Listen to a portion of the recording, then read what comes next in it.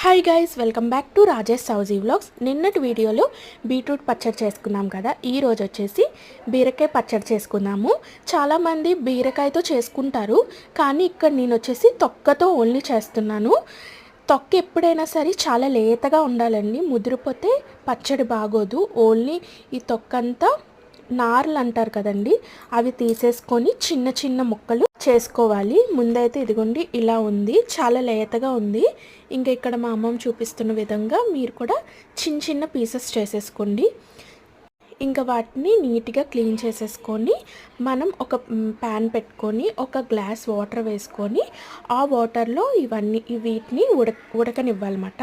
అంటే colour change అయ్యేంత వరకు ఉంచాలి. కొంచెం మనకి తెలిసిపోతుంది కలర్, నేను చూపిస్తాను. సాల్ట్ వేసేసి మూత పెట్టేసి కొంచెం మగ్గనివ్వండి.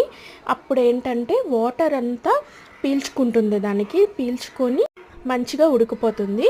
కానీ మిగిలిన వాటర్ అనేది మనం పడేయకుండా పక్కన పెట్టుకోవాలి. మనకి మిక్సీ చేసుకున్నప్పుడు ఆ వాటర్ ఉపయోగపడుతుంది. ఇదిగోండి ఇలాగా కలర్ చేంజ్ అయిన తర్వాత ప్లేట్లోకి తీసేసుకోండి. ఒక ప్యాన్ పెట్టుకొని హీట్ చేసుకోండి లోపు.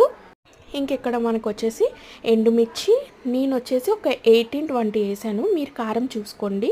అలానే కొంచెం ఎక్కువే శనగపప్పు పడుతుంది.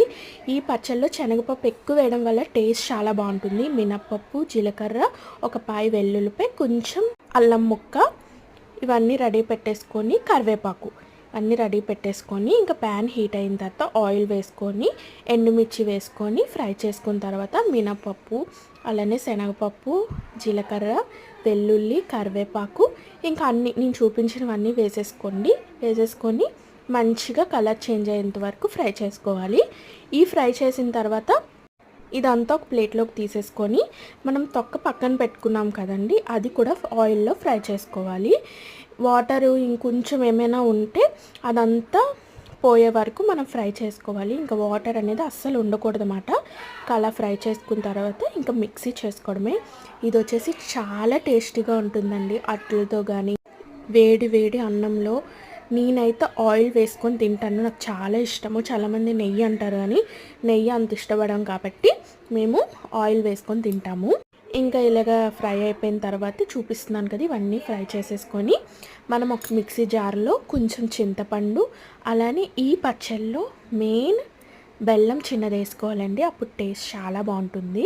బెల్లంని కొంచెం మ్యాష్ చేసి వేసుకోండి. ఇదంతా మిక్సీ పట్టేసుకుంటే మన పచ్చడి రెడీ అయిపోతుంది. ఇది ఈరోజు మినీ వ్లాగ్. మీలో ఎంతమంది చేస్తారో కామెంట్ చేయండి. అలానే మరో మినీ వ్లాగ్తో మీ ముందుకు